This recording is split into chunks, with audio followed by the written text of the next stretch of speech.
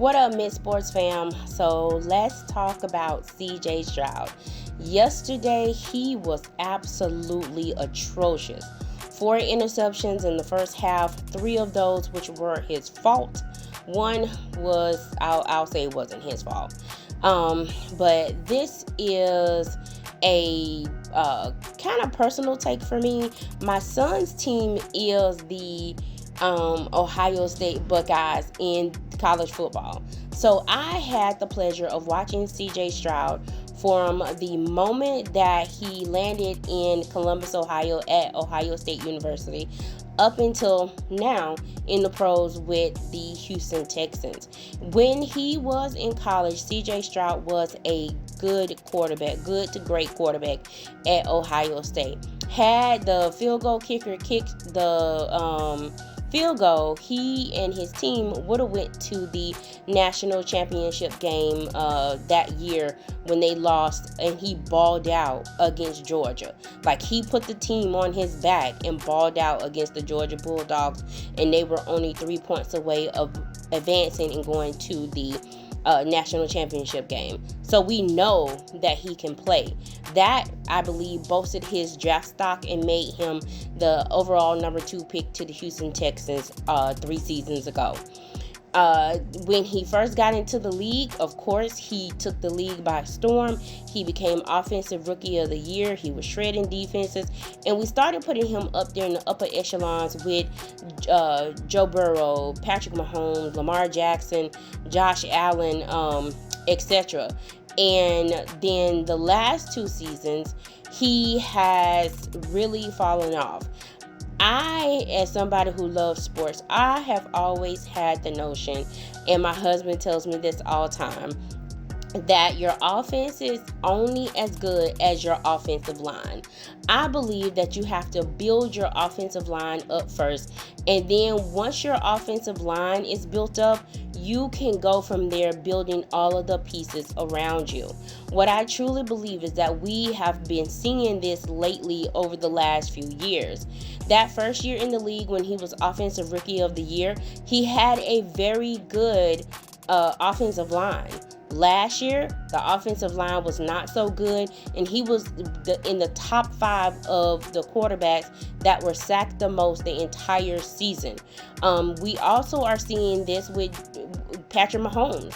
We see that the offensive line was absolutely terrible for the last 2 years, which is why he's been running more, which is why he feel like he has to put the team on his back, and also ultimately led to him tearing his ACL this year. At least that's my opinion. We saw it when Russell Wilson was with the Seahawks. It was the same thing.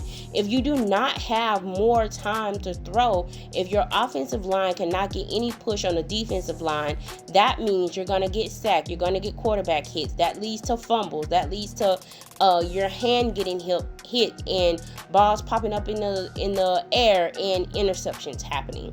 So I believe that a lot of people are focusing on the pieces around them instead of focusing on the offensive line, then building out the pieces around them, and once they have their franchise quarterback.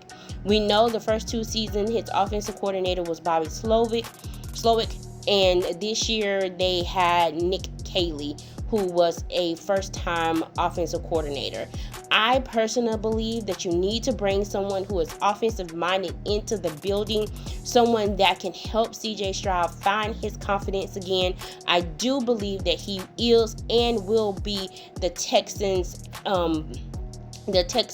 starting quarterback going forward. He can take them to a Super Bowl. He has taken them to the playoffs the first 3 years of his career, and he has also won a playoff game in each year that he has been in the league, which is the last 3 years.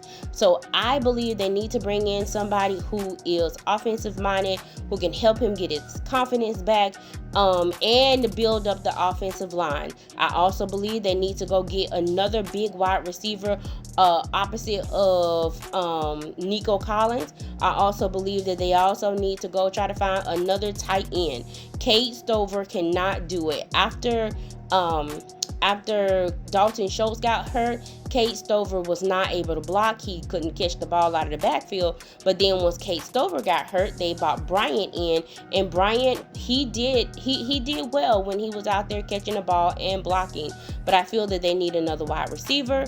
They need another good tight end as well.